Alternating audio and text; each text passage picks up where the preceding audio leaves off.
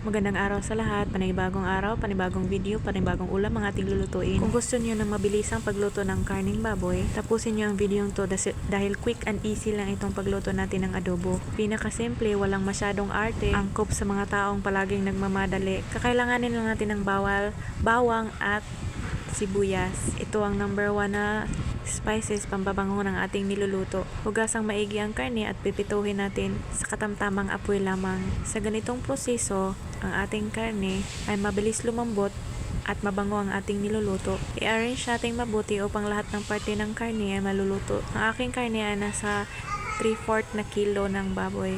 Antayin lang natin na tumatalsik-talsik ito, meaning medyo luto na siya. Hindi naman yung masyadong luto na. Ang purpose kasi nito ay kumatas yung karne, lumabas yung mga taba-taba at pangalis din ng lansa. Lagyan natin to ng durog na paminta. Kung meron kayong buo, pwede din buo, pero mas masarap kasi yung durog. Lagyan din natin ng kaunting MSG. Kung ayaw nyo ng MSG, huwag na yung lagyan. Meron kayong magic sarap, kung gusto nyo lagyan nyo din. Shake lang natin to para hindi masyadong dumikit. Old na kasi tong pan ko, kaya kailangan kong gawin ang prosesong ito para hindi dumikit sa pan. Pag medyo pumutok-putok na yung karne, pwede ninyang baliktarin at ang kabilang parte naman ang ating lulutuin. Tansyahin nyo na lang kung anong gusto nyo, kasi itong sa akin medyo may sunog-sunog na, yung tipong pwede mong kainin kahit hindi pa natimplahan ng kompleto. Pagtsatsagaan natin ang ganitong proseso kasi ito ang napapadali ng ating adobo. Kapag medyo tosta kasi ito at nalagyan na natin ng mga water or liquid, mga seasoning, mas madali itong lumambot.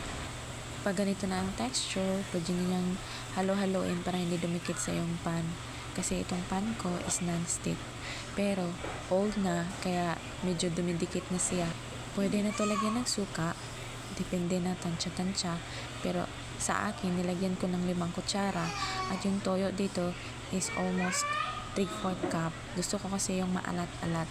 At nilagyan ko ng isang Knorr cubes at saka liquid seasoning. Timplahan lang natin to kasi simple lang to na adobo. Suka at toyo lang yung pampalasa natin.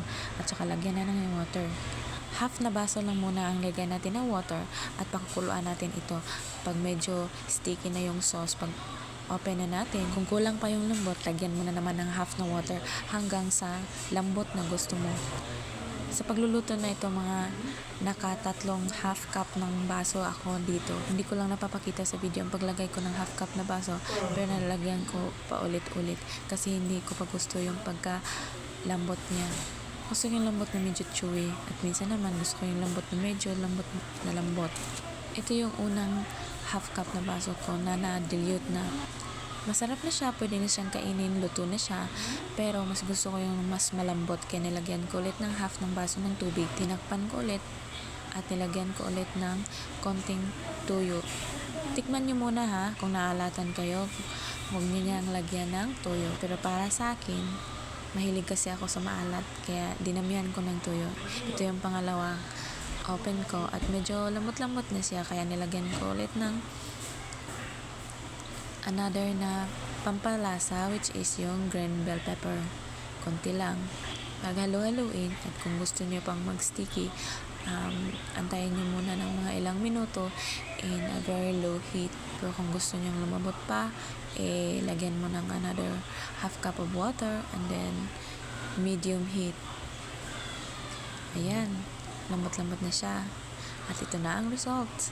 Ang sarap, di ba?